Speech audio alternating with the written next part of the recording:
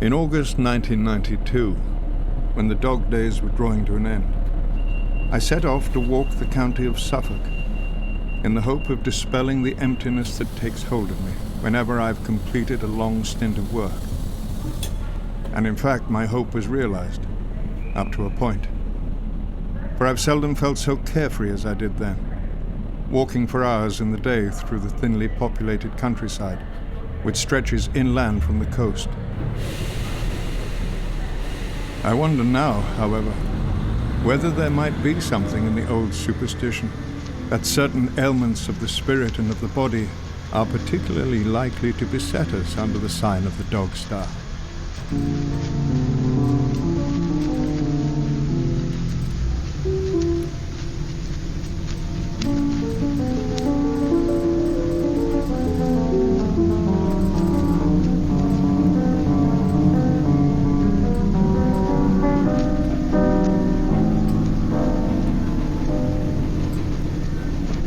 Sebald, Winifred Georg Sebald, was born in Wertech im Allgäu in the Bavarian Alps in 1944. He studied in Germany at Freiburg, and in 1967 he moved to England, first to Manchester and then to East Anglia, to Norwich, where he settled and lived out his working life as a professor of European literatures and literature and translation at the University of East Anglia. And success came late to him. He wrote his books first in German and then carefully oversaw their translation into English.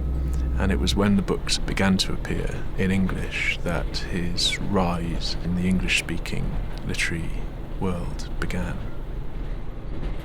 Max came to the Havel Press. We were all sitting around there, everybody in the company in Max, and one of the questions we asked him was, which category would you like your book to be in? And Max said, I'd like all the categories. Well, I want fiction, I want biography, I want autobiography, I want travel, I want history, probably didn't say Holocaust studies, but anyway, there wasn't a category that he didn't require. Well, it turns out that when you're dealing with the people who do the classification, they will only allow you 3, because humorists of the Sebaldian kind will obviously go for all of them, on the utterly mistaken assumption that booksellers would be forced to have a copy in each shelf. Well, it doesn't work like that. So there were 3. And I don't honestly remember what the final 3 were, but Max was very clear. And what he was saying, turn it round if you like, was, don't put me in a box. I want to be in all the boxes. You know, I'm not writing a familiar formula.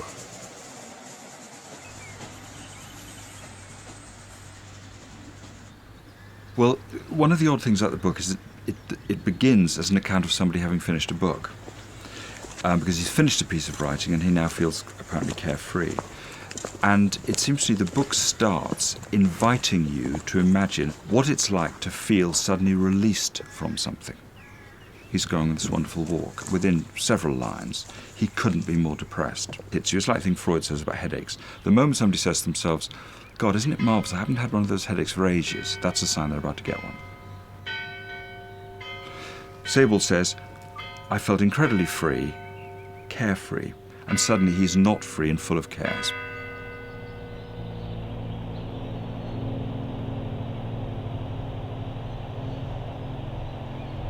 Later, in one of the long hothouses built against the brick walls of the kitchen garden, I struck up a conversation with William Hazel, the gardener who now looks after Summer Leighton with the help of several odd job men. When he realized where I was from, he told me that during his last years at school and his subsequent apprenticeship, his thoughts constantly revolved around the bombing raids then being launched on Germany from the 67 airfields that were established in East Anglia after 1940. People nowadays hardly have any idea of the scale of the operation, said Hazel. In the course of 1,009 days, the 8th Air Fleet alone used 1 billion gallons of fuel. dropped 732,000 tons of bombs and lost almost 9,000 aircraft and 50,000 men. Every evening I watched the bomber squadrons heading out over Summer-Leighton, and night after night, before I went to sleep, I pictured in my mind's eye the German cities going up in flames, the firestorms setting the heavens alight, and the survivors rooting about in the ruins.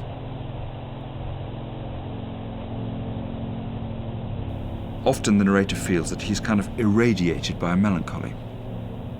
He doesn't quite know where it comes from, and it colours the landscape.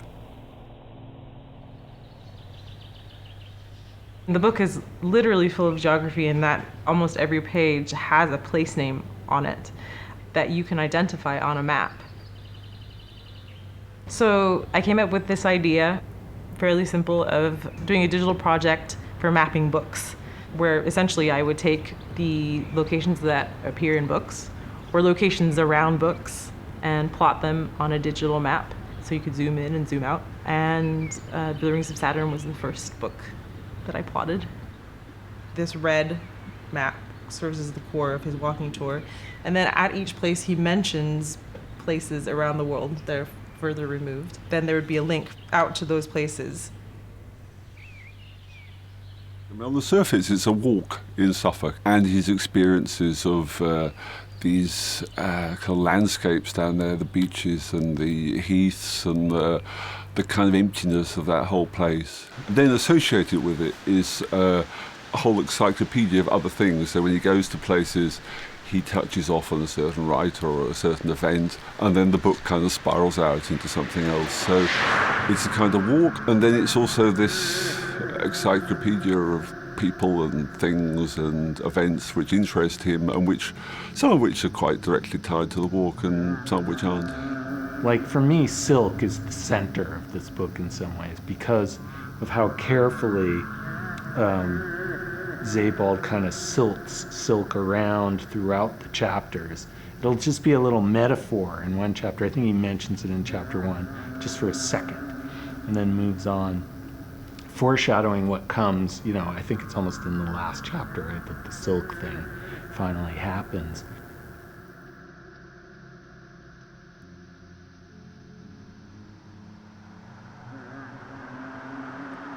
The title, The Rings of Saturn, is one of the more enigmatic titles amongst Max's books. It even in the original German had a subtitle, An English Pilgrimage, but it tells you something about the state of publishing today that we thought it better to leave the subtitle off because we didn't want people to think it was a travel book. Although it's enigmatic, once you've read the epigraph, it's one of the clearest of Max's titles. The second epigraph in the book is from a German encyclopedia, which talks about the Rings of Saturn as being fragments of a moon that wandered too close to the planet of Saturn and was shattered by the gravitational pull, but remains as a ring of dust particles, forever circling the planet that destroyed it. So if you think of the way the Rings of Saturn works as an attempt at several walks round an idea of England in concentric rings made up of shattered fragments of a past, you begin to get the picture.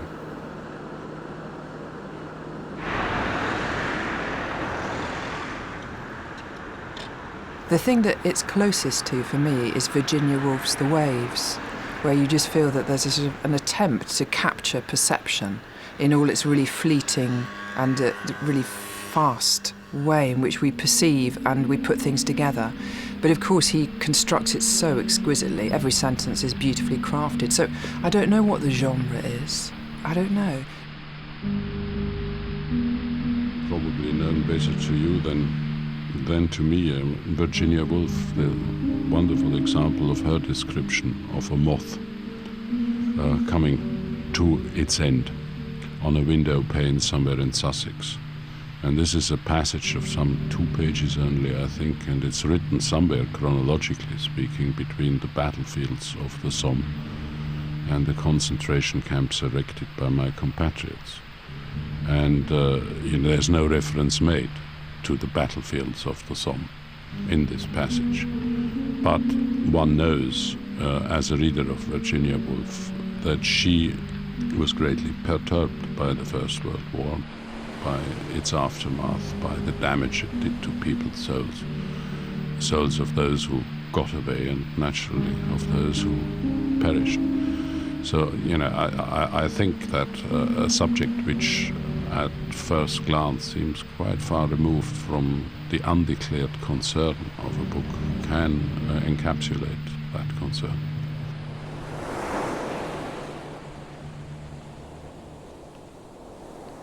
And in Lowestoft, a pavement of fish glittering, an absolute tidal flow of fish, the abundance, the overabundance of the sea, that it's a moment when there's too much, that the herring have come so close to shore they've almost committed suicide and thrown themselves up, and there's nothing that can be done.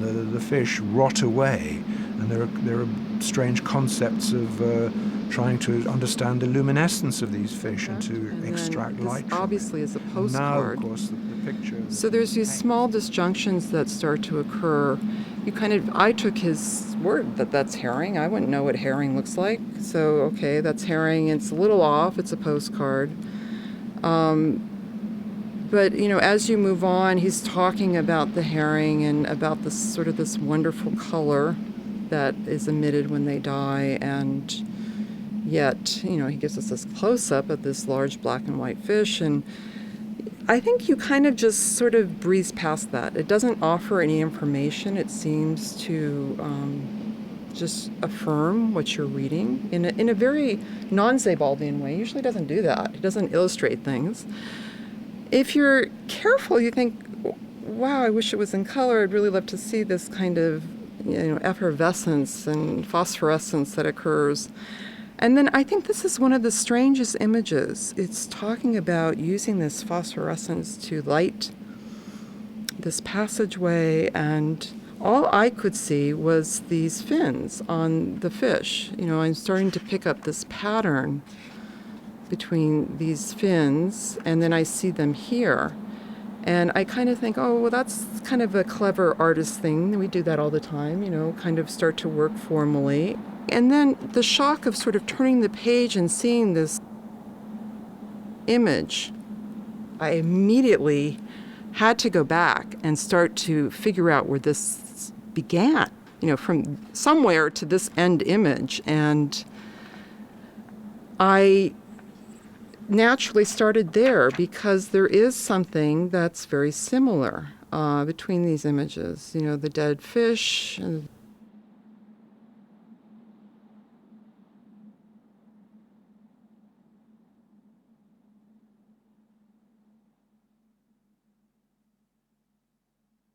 this, to me, called out for interpretation. I felt I needed to go back and really pay attention. And it was the first time when I read The Rings of Saturn that occurred.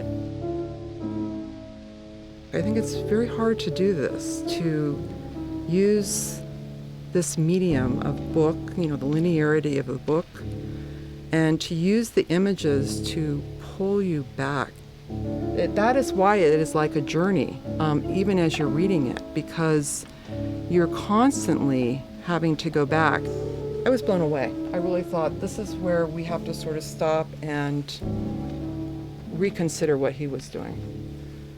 He's become very, very, very important for contemporary artists, I think. And for that reason, we have to also reconsider and think of him as both a writer and an artist.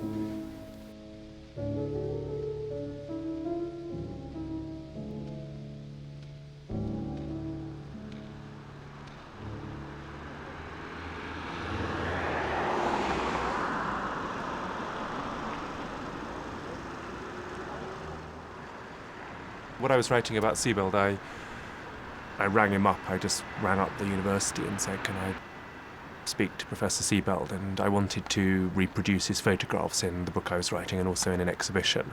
And I wanted to put across their particular mood, which I hadn't really seen before. And he explained that they were just sort of snappy snaps or boots, but he would put them on the photocopier, these colour prints, and photocopy and rephotocopy until they had that black, smudgy, grainy look. And I said, could I borrow some for an exhibition? And he said, well, they're on a shelf and they're quite high up and it's on the other side of the room. And there was this long silence where I was wondering whether I should say, do you want to get up?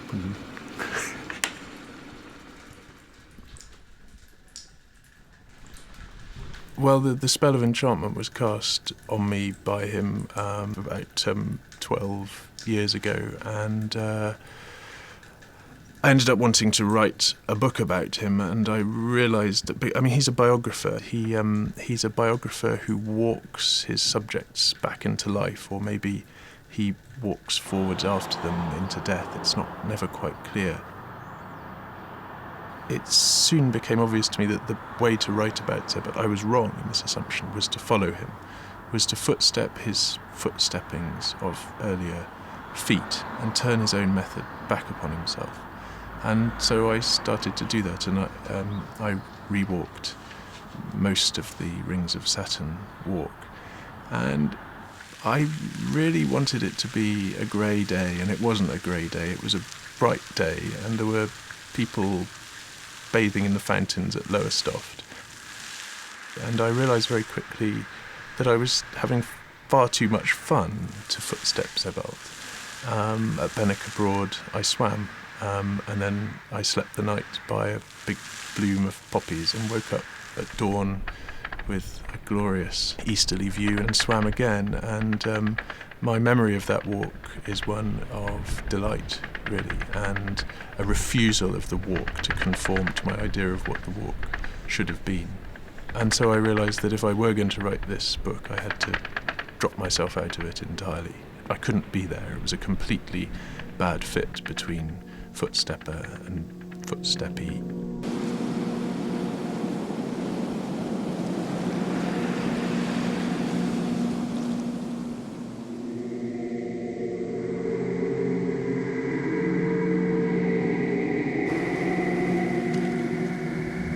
The zone. Oh, in Stalker, of course, absolutely. This landscape that looks really sort of innocent and normal, and yet you can't move through it without it somehow ejecting you, and there's that magic place where you can go and get what you wish for, which is never what you think you want. Yes, maybe he makes Suffolk rather like the zone, but actually when you go to Suffolk and you walk some of his walks, you feel it is the zone. When I walked up to Benwick Broad, that weird landscape where the lake and the shingle beach are sort of almost butted up together, and you know that one day the lake's going to tip into the sea or the sea's going to tip into the lake. I was so frightened. I was actually carrying a video camera. I was so frightened. You can see it, the footage. I'm just shaking and getting frightened. I couldn't actually go very far up towards Benwick Broad, because it did feel like the zone. And do you remember in Stalker, there's the man who ties the stones into the white handkerchief and throws them, and something in the zone guides where the stone lands, and then you can walk safely. And I definitely would have loved to have had a Stalker with me. I was so frightened there.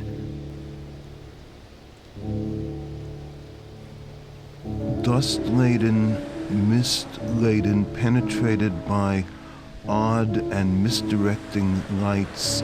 The attempt here is really to become lost in a fog. Yes, well, in these kinds of natural phenomena, like fog, like mist, which render the environment and one's ability to see it rendered as almost impossible. There are always phenomena that interested me greatly. I mean, one of the great strokes of genius in standard 19th century fiction, I always thought, was the fog in Bleak House. You know? Oh, yes. And it's this ability to make of one natural phenomenon a thread that runs through a whole text and kind of upholds this extended metaphor is something that I find very, very attractive. The substances that recur, dust, ash, spume, cloud, vapour, and these are the substances of that coast, and they're all particular in both senses of that kind kind of wonderfully precise word. They're specific, but they're also made up of particles. And he's fascinated by comminuted substances that have been reduced down and down and down, or on the, I think he talks once about them being on the borderline between being and nothingness. And you realise that this whole coast, actually, aerially, marinely and terrestrially, comprises these comminuted substances on which he's walking. Naturalists. Yes, the study of nature in all its forms. I mean, the Walker's approach to viewing nature is a phenomenological one, and the scientist's approach is a much more incisive one. But they all belong together.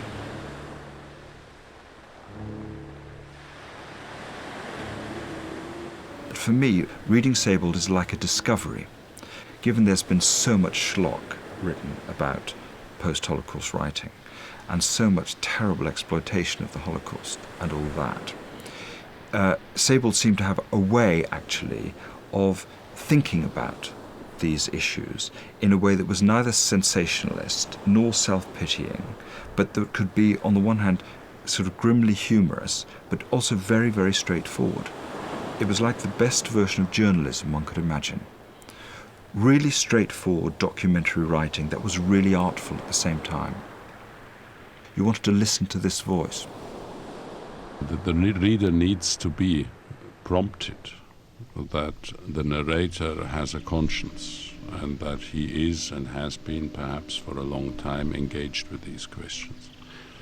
And this is why, the main scenes of horror are never directly addressed. I think it is sufficient to remind people, because we've all seen images, but these images militate against our capacity for discursive thinking, for reflecting upon these things, and also paralyze, as it were, our moral capacity. So the only way in which one can approach these things, in my view, is obliquely, tangentially, by reference rather than by direct confrontation.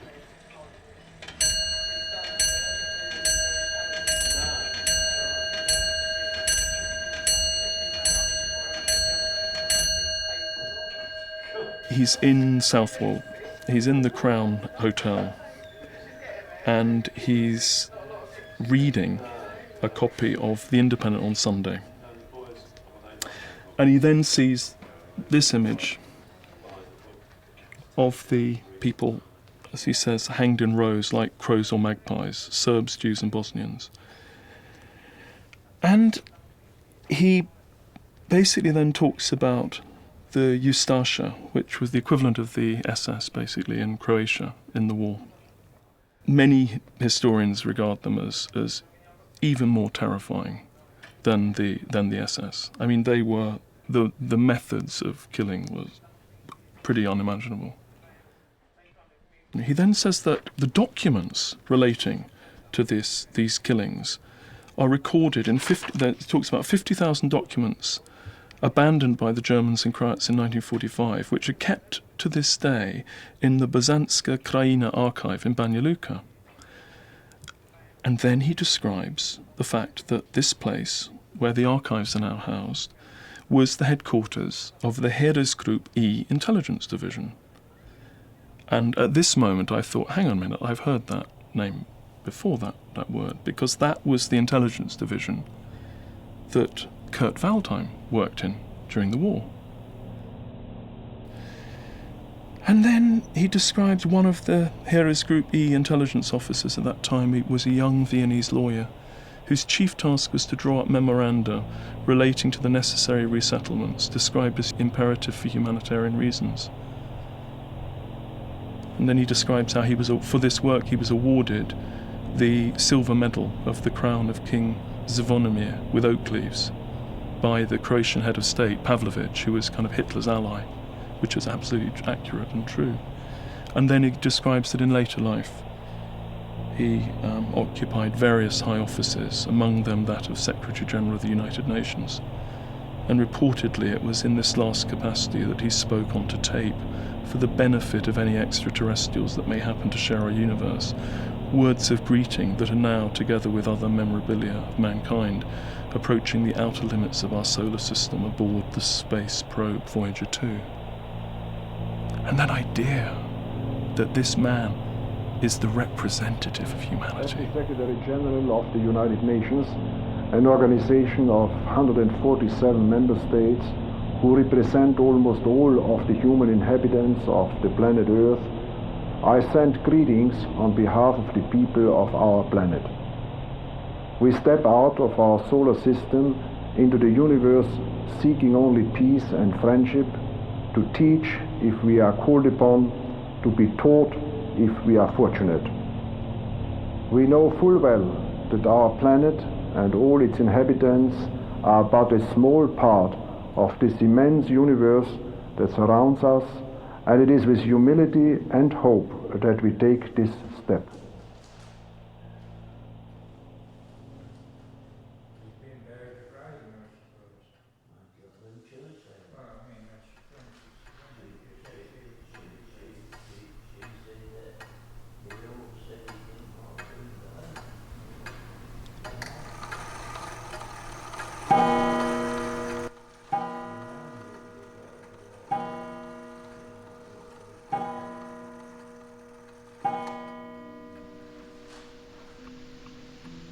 As I sat there that evening in Southwold, overlooking the German Ocean, I sensed quite clearly the Earth's slow turning into the dark.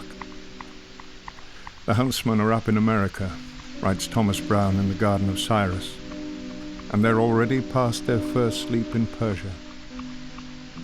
The shadow of night is drawn like a black veil across the earth. And since almost all creatures from one meridian to the next lie down after the sun has set, so he continues, one might, in following the setting sun, see on our globe nothing but prone bodies, row upon row, as if levelled by the scythe of Saturn, an endless graveyard for a humanity struck by falling sickness. Saturn is the planet who rules over melancholy. The planet Saturn was connected to the bile, as Mars, the planet of war, was connected to choler, to anger. And the black bile was thought by Renaissance medical thinkers and by the philosophers to be this source of depression. Depression was, in those days, and of course to some extent today too, considered to be very productive of art and inspiration. So though the melancholic suffered a great deal, the melancholic was also inspired and creative, more creative than other people. In this tradition of melancholy, it's as though these people, or people who feel this, are people who feel some inexplicable sense of loss. And they're people who try and locate this in history, as in, why am I feeling so fundamentally at a loss and so unattached? And it's as though the history gives you some sort of story about this, but the feeling is somehow that there's been some catastrophe that can't be located, and that one is living in the aftermath of that catastrophe.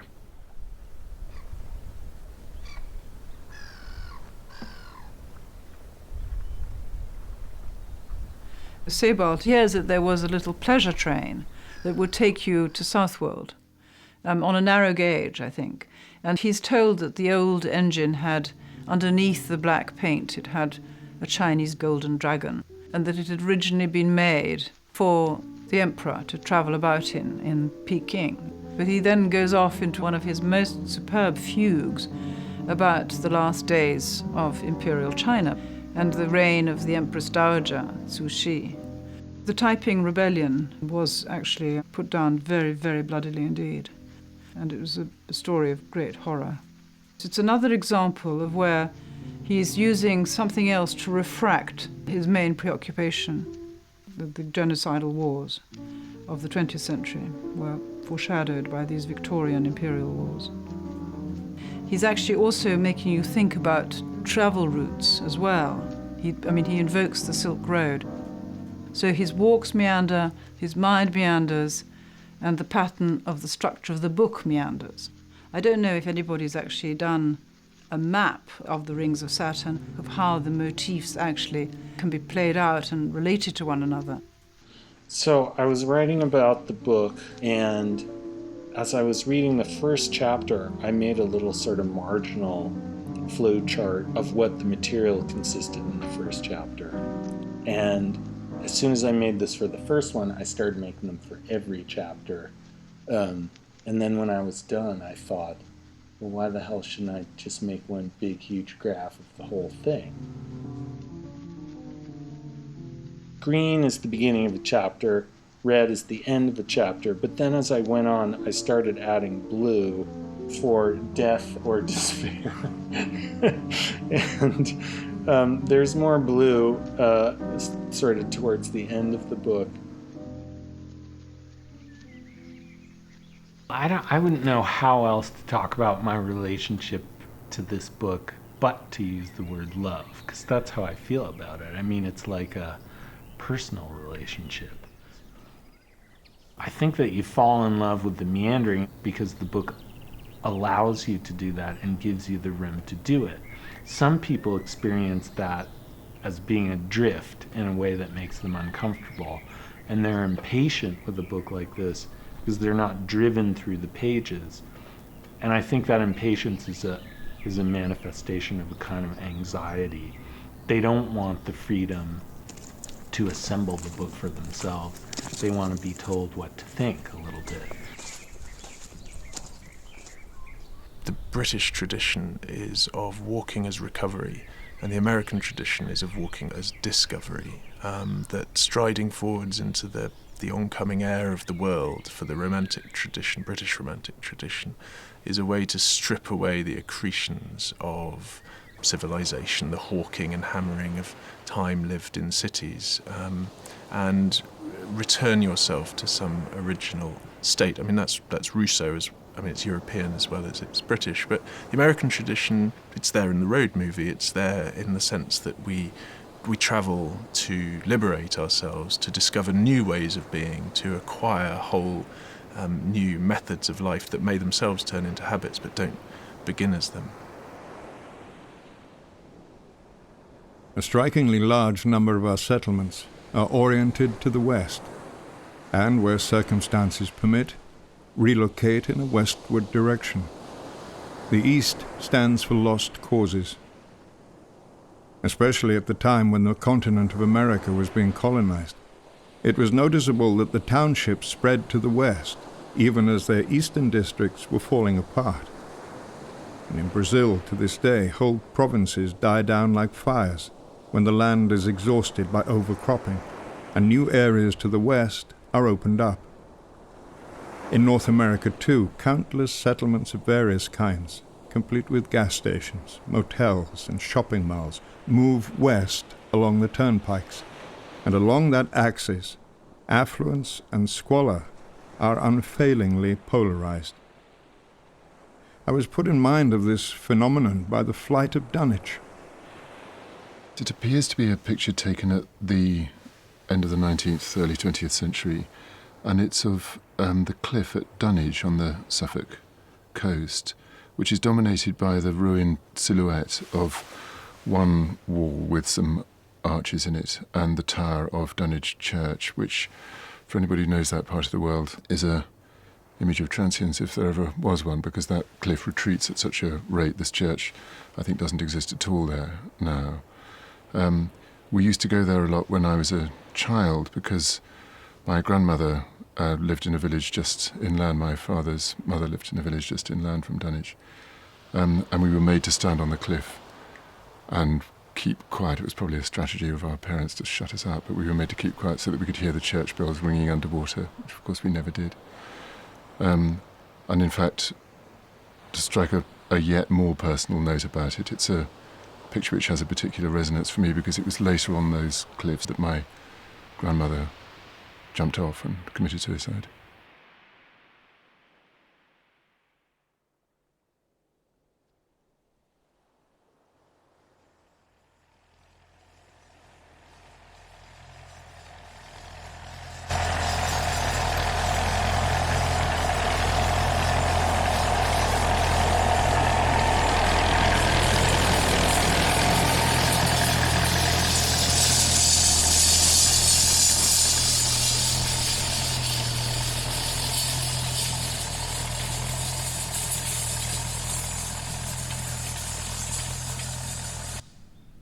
My way from Dunwich took me at first by the ruins of the Grey Friars Monastery, through a number of fields, and then to an overgrown scrubland, where stunted pines, birches, and rampant gorse grew so densely that the going was very hard.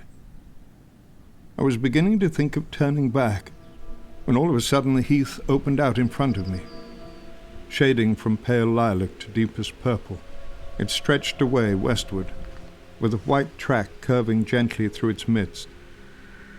Lost in the thoughts that went round in my head incessantly, and numbed by this crazed flowering, I stuck to the sandy path, until, to my astonishment, not to say horror, I found myself back again at the same tangled thicket from which I had emerged about an hour before, or as it now seemed to me, in some distant past. Months after this experience, which I still cannot explain, I was on Dunwich Heath once more, in a dream, walking the endlessly winding paths again, and again I could not find my way out of the maze which I was convinced had been created solely for me. Was it someone like, I think it's Camus who said that he talked about the rip that can happen when you're just like wandering along and then things sort of rip or tear and you see things as they actually are. And then most of the time we just turn away and we sort of just sew it up and just sort of move on and don't notice it. But Sebald, I mean, it's like he has no skin, or he has no mechanism by which he can sew it up and walk away from it. It rips, he sees another reality, and he just tips into it.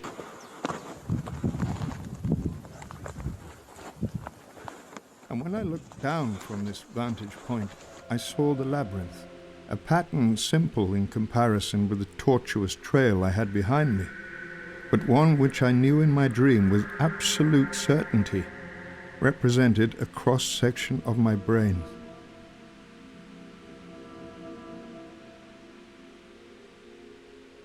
So Thomas Browne is a really important figure for Sebald in this book. Thomas Browne was a 17th century physician, theologian, philosopher, poet really. And he talks about this quincunx, which is this pattern that consists of 5 nodes essentially, and 5 lines between them. And the notion being that this pattern exists everywhere in nature, sort of like a primitive network. And it's sort of a very Kabbalistic, pre-modern notion of seeing pattern in the world.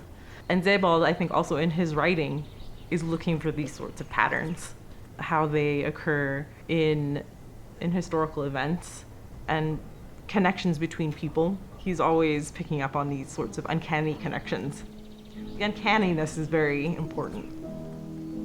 And one thing he writes about East Anglia is that East Anglia is really part of Germany, because he says the Rhine used to come down and actually that's the mouth of the Rhine, you know, the East Anglia and Holland. So it's really a kind of German place that's kind of got marooned by mistake over there.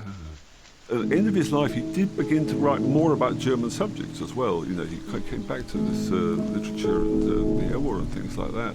And the books are always about these exiles, you know, these people who have escaped Germany and living in England, but they're not always terribly happy in England, you know. Did Max become an Englishman? It's a very interesting question. Conrad certainly became very English. T.S. Eliot, an American, certainly became very English. Neither of them, I think, became Englishmen. I don't think that that's possible. No, Max was European, international in everything that he did. He loved England dearly. He loved the part of England that he made his home, East Anglia, intensely. But one of his closest friends there was the English poet, Michael Hamburger, brother of the English publisher Paul Hamlin, who were both born in Germany and came to England in the 30s. So to me, his sense of being part of European culture was far more important than his national identity. Hier sind die Schafe, das ist schön, nicht? Die Schafe zwischen den Gräbern.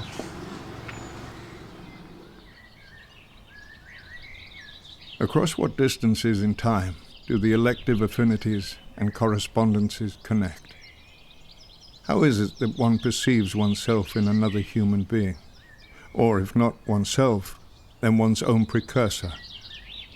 The fact that I first passed through British customs 33 years after Michael, that I am now thinking of giving up teaching as he did, that I am bent over my writing in Norfolk and he in Suffolk, that we are both distrustful of our work and both suffer from an allergy to alcohol.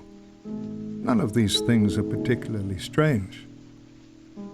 But why it was that on my first visit to Michael's house I instantly felt as if I lived or had once lived there, in every respect precisely as he does, I cannot explain. Ja. Und das war auch unser Dorfladen und Postamt. Alles weg.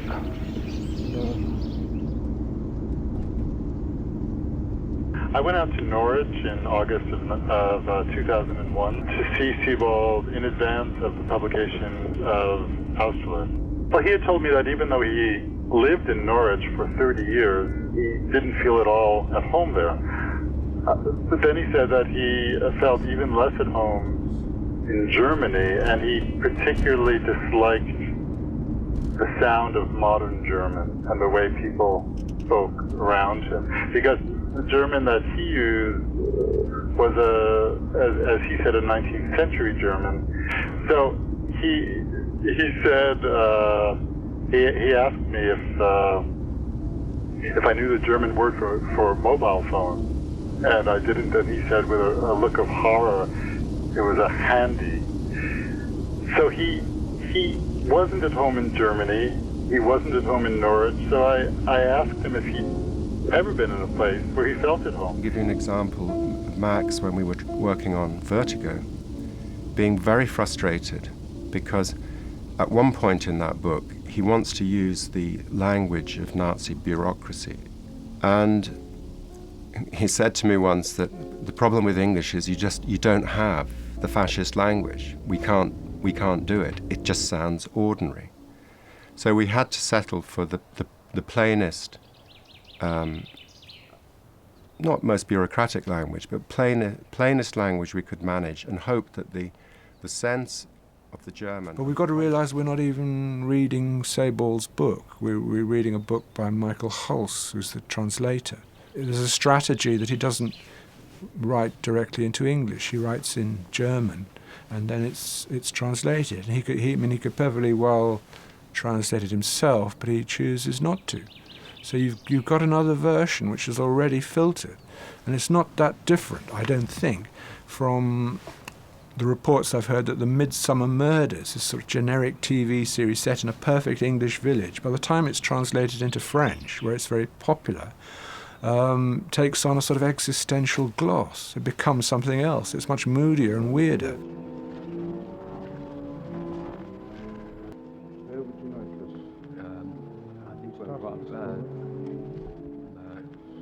Do you get many Fitzgerald or Omar Khayyam pilgrims coming here? Yes, we get a great many rarely in the summer, though of course being right out in the country here, we don't all know how many people, do come. I've got here some of the lines from Omar Khayyam, as translated by Edward Fitzgerald on Life After Death. Strange is it not that of the myriads who, before us passed, the door of darkness through, not one returns to tell us of the road, which to discover we must travel too. They weren't literal translations, but true in the general sense and their feeling for the original. Fitzgerald described the endless hours he spent translating this poem of 224 lines as a colloquy with the dead man, and an attempt to bring to us tidings of him. The English verses he devised for the purpose, which radiate with a pure, seemingly unself-conscious beauty, feign an anonymity that disdains even the least claim to authorship, and draw us word by word to an invisible point where the medieval Orient and the fading Occident can come together in a way never allowed them by the calamitous course of history. Then he walks down to this Bull Inn, which I was astounded as well that most of these places you can find. And he goes This is a great little bit of narrative. Then he goes to this shop where he meets these strange... Oh, they don't have it.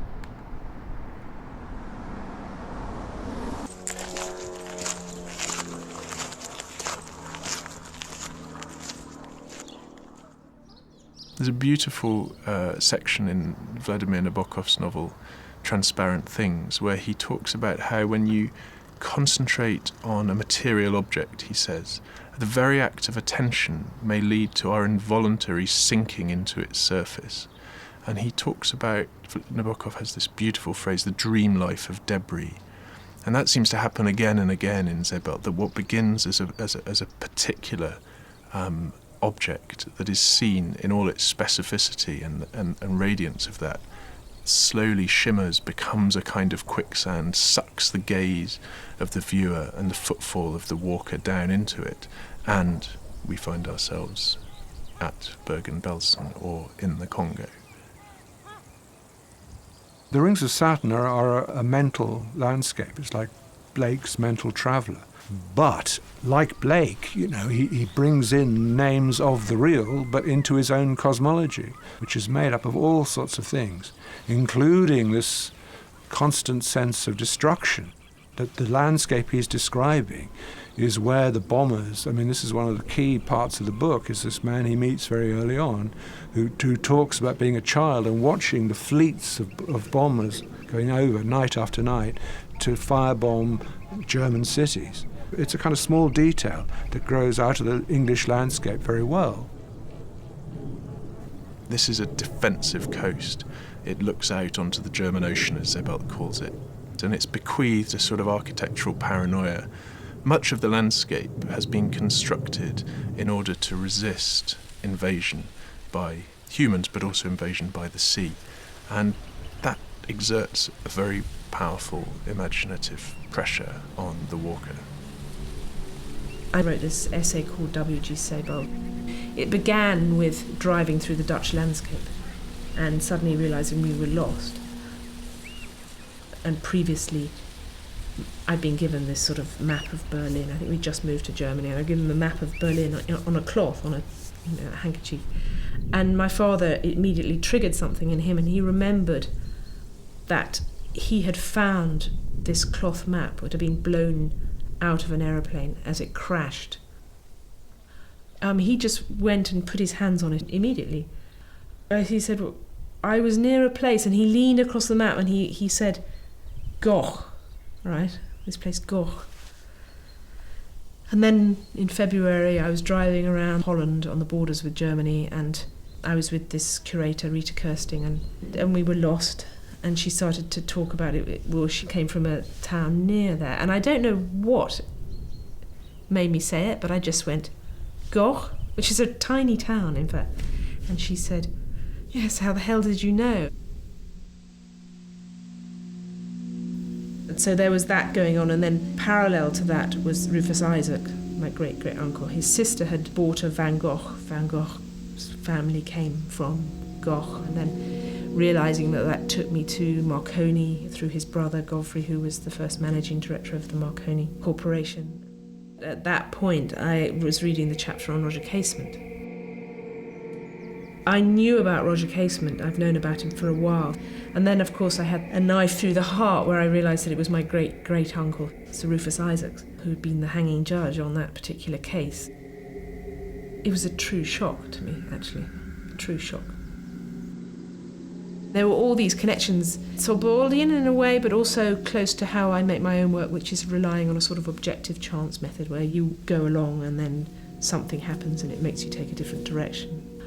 Coincidences like dreams, if you talk about them, they become dead, they're inert. They don't mean anything to anyone else. And the only thing you can do with them is to transmute them, to change them in some way, which is, of course, what Sebald does. He takes you down these poetic cul-de-sacs, and you don't care that you're being led nowhere, of course, because you learn so much on the way.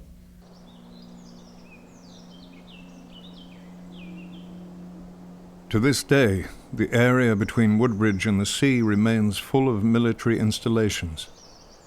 Time and again, as one walks across the wide plains, one passes barracks, gateways, and fenced-off areas, where behind thin plantations of Scots pines, weapons are concealed in camouflaged hangars and grass-covered bunkers. The weapons with which, if an emergency should arise, whole countries and continents can be transformed into smoking heaps of stone and ash in no time. Not far from Orford, and already tired from my long walk, this notion took possession of me when I was hit by a sandstorm. I was approaching the eastern fringe of Rendlesham Forest, which covers several square miles, and was for the most part reduced to broken and splintered timber in the terrible hurricane of the 16th of October, 1987.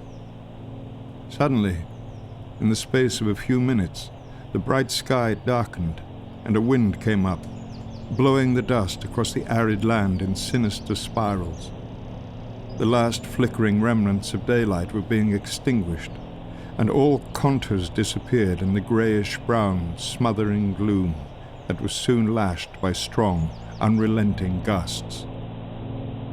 The mealy dust streamed from left to right, from right to left, to and fro on every side, rising on high and powdering down, nothing but a dancing, grainy whirl for what must have been an hour, while further inland, as I later learnt, a heavy thunderstorm had broken.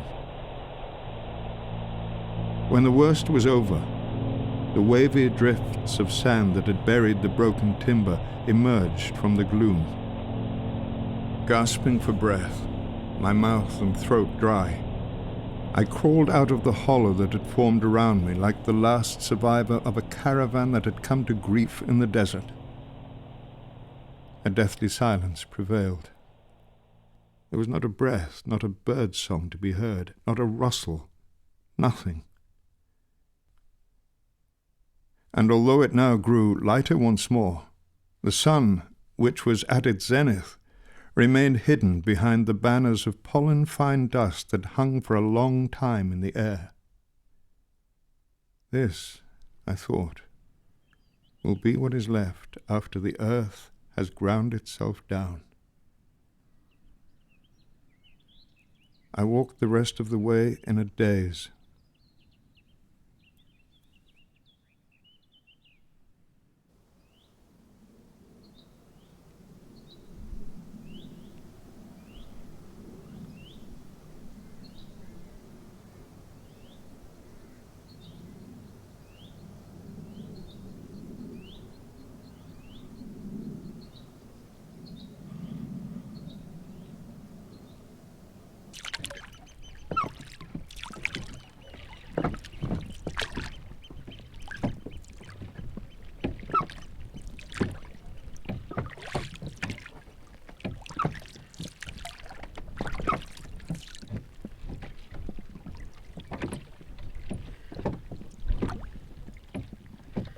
I used to go up to Orford with my parents and my brother when I was little, quite often. But it was really only when I was more properly grown up that I heard the story of the Orford merman,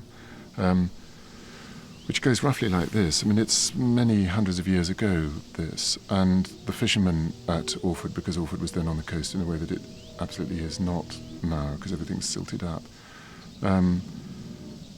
caught in their nets what I suppose was something like the village idiot, or an idiot from a village nearby. Anyway, somebody who was clearly very sort of ill and disabled in certain respects. And in the story that's come down, they consider him to be a merman, and they torture him to try and get him to speak. So they tie him up in the ruins of the castle, which stands in Orford, and they roast him and flame and poke various things into him and so on and so forth. And of course, he's somebody who is incapable of speaking, and eventually they let him go, so the whole thing has been a completely sort of barbaric waste of time. They cut him down, they hauled him up the whirlpool of the stair, they dragged him past their wives and children gawping in the square, and silently, as though the words they used to know before were all dead now, they carried him down to the shingle shore. They slid him tail first in the sea, and washed the bitter drops of blood crust from his finger ends and salt spit from his lips. and all the while, still silently, they watched the tide bring in a brittle, dimpled, breaking flood of silver through his skin, then open up his glistening eyes in which they saw their fear rise up to greet them one last time, and fade, and disappear. Disappear while they stood back like mourners round a grave, and watched his life ebb out of theirs, wave by wave by wave.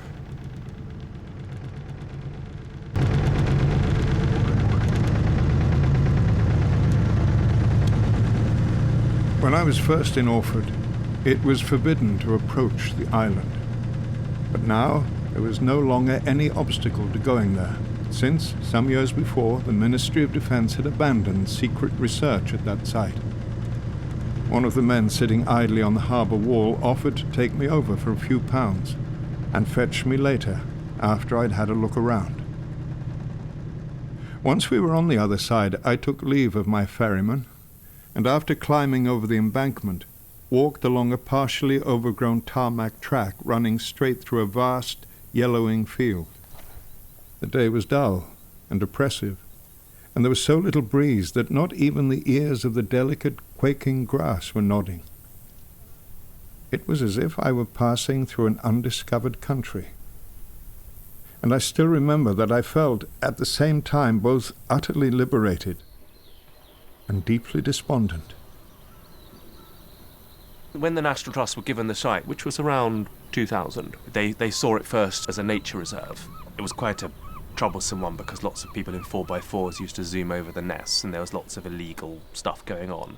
They decided to try and preserve the melancholy, windswept, deserted atmosphere that Sebald describes, and they put together a painter and a writer and an archaeologist, which had never happened in a conservation project before, where what tends to happen is the archaeologist and the military historian who will bring this weight of facts and explanation. They will tell you how radar works and what happened in this building.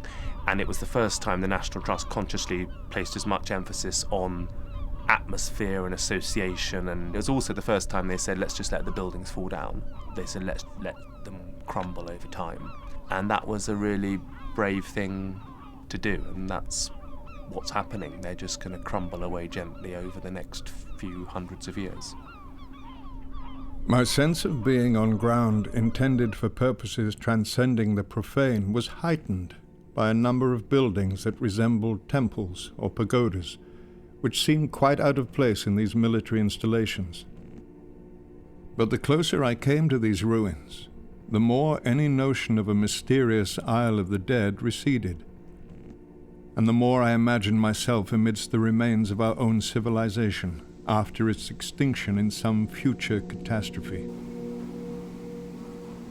To me, too, as for some latter-day stranger, ignorant of the nature of our society, wandering about among heaps of scrap metal and defunct machinery, the beings who had once lived and worked here were an enigma, as was the purpose of the primitive contraptions and fittings inside the bunkers, the iron rails under the ceilings, the hooks on the still partially tiled walls, the shower heads the size of plates, the ramps and the soakaways. I think you get a very interesting moment in these properties between the point when they're totally off the map and the short moment later when artists are more or less forcibly deposited there to make artworks.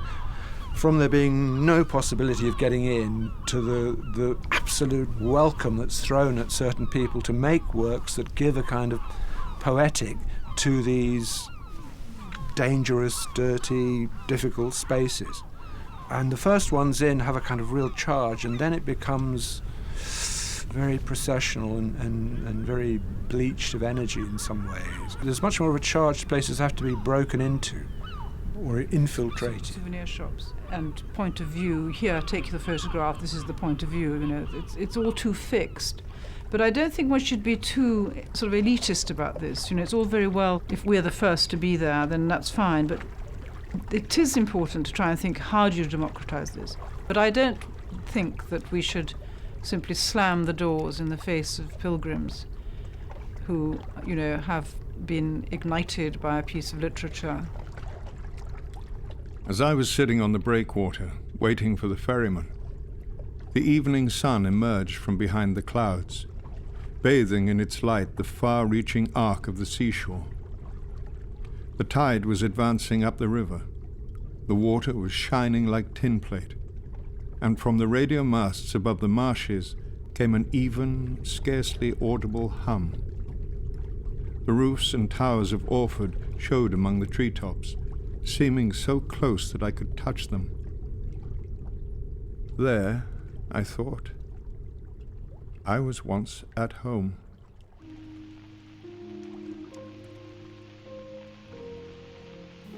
So we found the interview on KCRW with Michael Silverblatt and transcribed the interview. We were left with Sebald's words. I thought, well, I want to sort of play around with his words. I can't really figure out how to do that. So I cut them up and I started to make these, very strange little poems.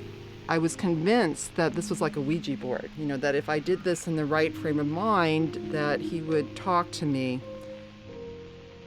I mean, I assume that Sebald must have known the Freud essay on the uncanny, and Freud says something very simple in the essay, which is that when we have what we think of as an uncanny experience, it actually is a recovery of an experience that was once familiar and then had to be estranged in some way.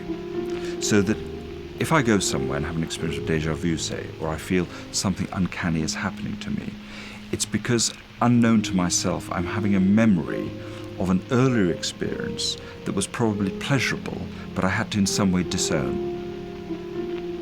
The most uncanny place is one's home. As in, it appears to be the most familiar place, but actually it's the most unfamiliar place. He wasn't at home in Germany.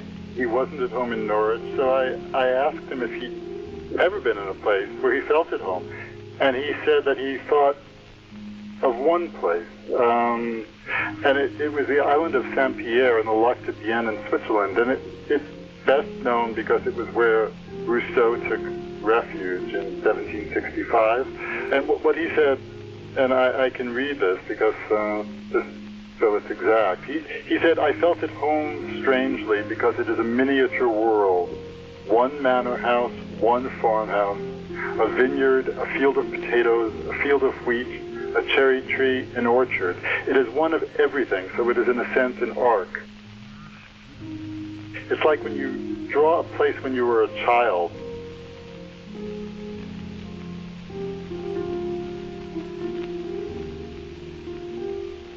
I think Sebald is as well wittier than he seems to be very often.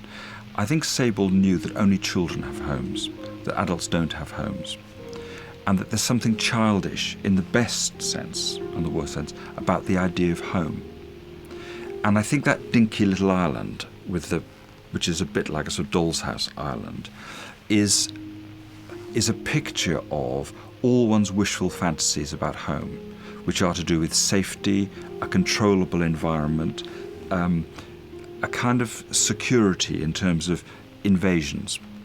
And it's a bit like this is a toy that he's placed on the map of his books, as if to say, wouldn't it be nice if it could ever be like this? But actually, it's exactly the opposite. We're not on an island, we're all interconnected. And we're interconnected in ways that are horrifying to us very often. And I think that's where he wanted to end up. I always think it was Diane Arbus, strangely, another photographer, who said that, the gods in their kind of playful glee put us down in the wrong place, and that we spend our entire life trying to not find the place where we're supposed to be, but to find who we were supposed to be. After 400 yards, turn right. Sebald's rise to the literary pantheon was remarkable. It happened in less than 10 years. He went from being unknown to being raised on the shoulders of opinion formers on both sides of the Atlantic, and had he not died, I feel sure he would by now have won the Nobel Prize. Many people have said as much. Well, I didn't meet him exactly. I saw him in the flesh one time. We were both doing programs in Broadcasting House, and you go into that lift where nobody talks to each other to come down, and I heard this conversation with him, and there'd been a piece in one of the Standard or one of the papers that afternoon saying Sebald was refusing absolutely to do more than one interview for this book. And while we're standing there in the lift, he's got his PR woman with him, and they're describing 4 other interviews that they're going to do that afternoon. And he looked the kind of most weary man I'd ever seen in my life. He was with a moustache, and he looked very exhausted by the whole process. And yet there was a kind of twinkle that I thought maybe everything with him isn't to be taken at face value. And it was that accidental thing of 2 completely strangers who didn't know each other just standing in this lift, a couple of minutes going down, and he walks away into doing his interviews and I walk off back to Hackney. But I was really, really pleased to have that moment, like again the painting of Monsieur Courbet on the road. Here this man with his rucksack and his hat, and the 2 strangers see each other on a road and pass in different directions. And so he kind of figured there for me strongly as an icon from that one single incident. This was a gentleman. I think he was probably one of the gentlest people that I have ever had dealings with. You could not but like him, even as you admired him. I mean, there was something profoundly likable about him. I wouldn't say that I knew him well, but I liked him very much, and we certainly saw each other pretty often for a spell.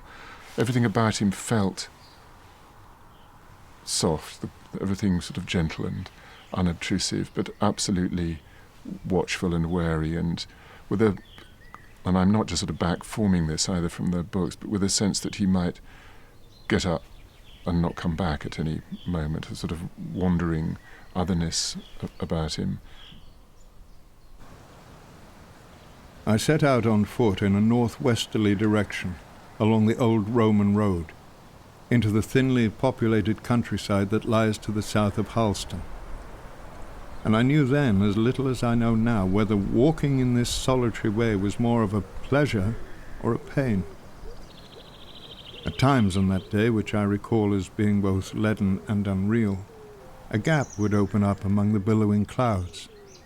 Then the rays of sun would reach down to the earth, lighting up patches here and there, and making a fan-shaped pattern as they descended, of the sort that used to appear in religious pictures, symbolizing the presence above us of grace and providence. It was afternoon by the time I came to the lane which leaves the Roman road across a cattle grid and leads through a meadow to Chestnut Tree Farm, an ancient moated house, where Thomas Abrams has been working on a model of the Temple of Jerusalem for a good 20 years. He spent 18 years bringing back the temple, which was the opulent focus for religious worship in Jerusalem when Jesus was alive. But why did the 67-year-old decide to focus on this particular piece of history? Constable decided to paint a picture, and I decided to build a temple. Now pilgrims and scholars from all over the world trek to the village of Fressingfield to see the largest and most detailed model of its kind. And as the Easter weekend approaches, even more visitors have booked to see it. I'm quite proud, but it's like everything else. It's just a way of life to me, and I enjoy it. 100,000 handmade clay bricks and 3,500 painted figures have gone into it, and it still isn't complete. But that doesn't deter the experts. In Jerusalem, there's plans to rebuild a full-scale version of King Herod's temple. They're using Suffolk's miniature version as a blueprint for the real thing. Sarah Doyle, Anglia News. As I took my leave and mentioned that I had walked over from Yoxford and was now going on to Halston, Thomas said that he would drive me, as he had an errand in town anyway. So we spent the quarter of an hour to Halston sitting side by side in the cab of his truck, and I wished that the short drive through the country would never come to an end, that we could go on and on, all the way to Jerusalem. But instead, I had to get out at the Saracen's Head in Halston, an inn several centuries old, whose guest rooms, as it transpired, were furnished with the most fearful pieces one can imagine. I don't know where it quite comes from, but I do like to listen to people who have been sidelined for one reason or another. Because in my experience, once they begin to talk, they have to tell you, they have things to tell you that you won't be able to get from anywhere else. And I felt that need of being able to listen to people telling me things from very early on, not least, I think, because I grew up in post-war Germany, where there was, I say that quite often, something like a conspiracy of silence, i.e., your parents never told you anything about their experiences because there was, at the very least, a great deal of shame attached to these experiences. So one kept them under lock and seal. And I, for one, doubt, that my mother and father, even amongst themselves, ever, broached any of these subjects. And there wasn't a written or spoken agreement about these things. It was a tacit agreement. It was something that was never touched on. So I've grown up feeling, that there is some sort of emptiness somewhere that needs to be filled by accounts from witnesses one can trust. The Sebald narrator is kind of on the run, and what he's most fearful of is stopping. But he keeps having his attention arrested, and it's the moment at which he stops that something happens, that it's as though he begins to accumulate stuff that is eventually going to be incorporated in a narrative. So it's as though he begins by saying, I want to tell you a story about a walk, and by the end he's telling you, I've in fact told you a story about the catastrophes of Western culture since the Second World War and before. So that the fear is that if you allow yourself to become a writer, the catastrophe will be like an avalanche. Whereas if you keep walking, you might be okay. The subtitle of The Rings of Saturn is an English pilgrimage, and it's a very curious title when you think about it, because a pilgrimage is a movement towards healing, towards resolution, towards self-understanding, and actually what this foot journey results in is catastrophic dilapidation of foundations, a vanishing of stabilities, and it puts him in hospital. What are we trying to accomplish by doing this, going on this trip? Are we trying to prove that he did it? Are we trying to experience what he experienced? Or do we just not care and we're just going to have a good old time? One thing that's happened in the last decade, there's been this huge revival of pilgrimage across the world, in fact, so that on the way to Santiago de Compostela, they're reopening these medieval hostelries which have been closed for decades or hundreds of years. And there's definitely some modern desire to find meaning through physical effort. It's interesting because the word pilgrimage, in English at least, has the word image in it. After we got back, I did some research and I found these maps that were created for pilgrims that didn't actually go on pilgrimages. They would use them to sort of meditate on and use the images to move their mind through the different parts of the land on their way to Jerusalem. They were called itinerary maps. It's rather what Wim Wenders said about Kings of the Road, that you have an itinerary. And once you have an itinerary, it becomes quite easy to kind of write, in a way. Something I never worked out. You sit in a room day after day, and you think, well, what will I write about today? And if you actually go out for a walk, and you walk 15 miles, you're going to get enough for 750 words, 1,000 words, no trouble at all.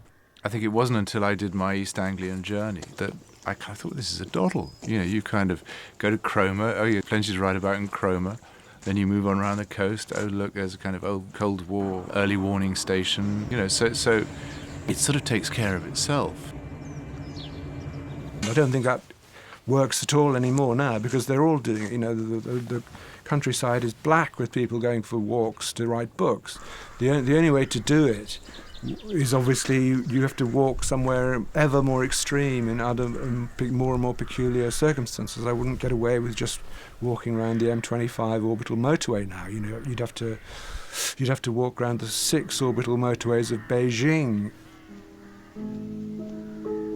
The last 10 years have been so kind of mediated that I'm sure that people feel a desire to go and, you know, people are going a lot in the art world now, a lot of artists are going and finding extraordinary places. I know artists have gone to Antarctica, to, you know, everywhere. I mean, it's a globalization in extremis.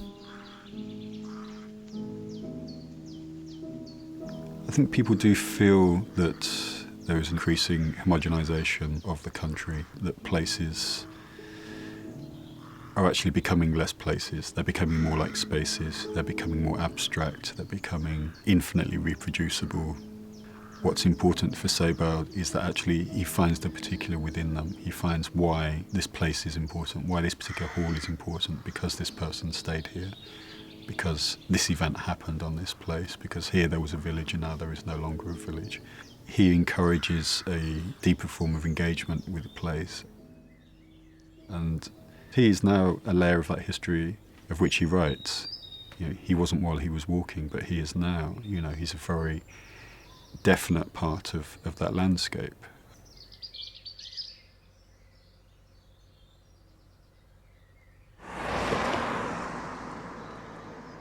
This is a pilgrimage because the man is dead. The man is dead, and so he's ripe for a cult. And the way you would read his book is to think that you could follow along his track and get some insight into it, whereas I think that's probably completely untrue. It's probably the worst way to get an insight into what he's doing is to literally follow along, because he's a mythologist, and a lot of the things in there he's invented. You want to understand his methods, not the kind of literal sense of being out there. Although, why not do that walk? It is a great walk. Enjoy it. It's not by chance that after that walking holiday he collapsed and he found himself in a hospital. There's an undertow, isn't there, of some sort of despair or some inability to connect to where he is, some attempt to belong somewhere in some place. And maybe that appeals to us, you know, maybe that's what we want. Maybe all things material that we try to construct in order to contain the chaos or the fears or whatever it is, he sort of goes, well, they aren't actually valid, they don't have any meaning. And there's great comfort in that when everything collapses around you, isn't there? Ditchingham Churchyard was the very last stop on my walk through the county of Suffolk. The afternoon was already drawing to a close, and so I decided to return to the main road and continue a short way in the direction of Norwich to the Mermaid in Hedenham, where the bar would be opening soon. I would be able to phone home from there, to be picked up.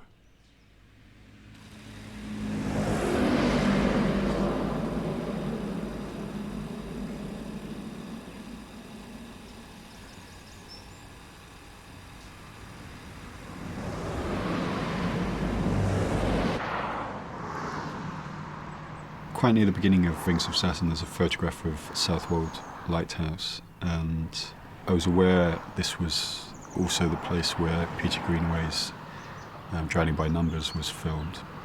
And so I took the ritual which is found within Drowning by Numbers, where the son of the coroner, at each point that he comes across a death in the film, he lets off a firework.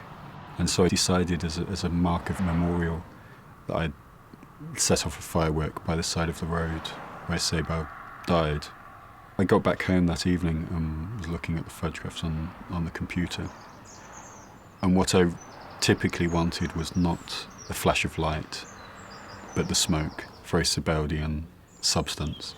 And so I had 4 photographs where the smoke was making nice shapes, and so I was very pleased with those. And then I looked at the final image, that I took, and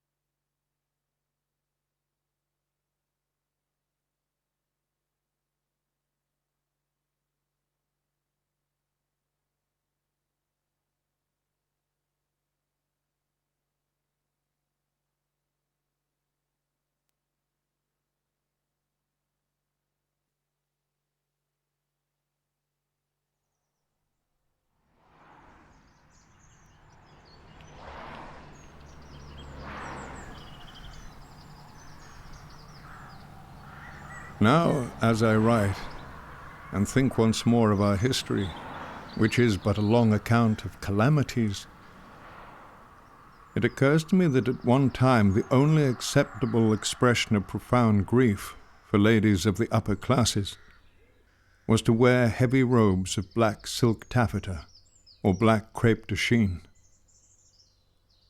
And Sir Thomas Browne, who was the son of a silk merchant, and may well have had an eye for these things, remarks in a passage of the Pseudodoxia Epidemica that I can no longer find, that in the Holland of his time it was customary in a home where there had been a death to drape black mourning ribbons over all the mirrors and all canvases depicting landscapes or people or the fruits of the field, so that the soul, as it left the body, would not be distracted on its final journey, either by a reflection of itself or by a last glimpse of the land, now being lost forever.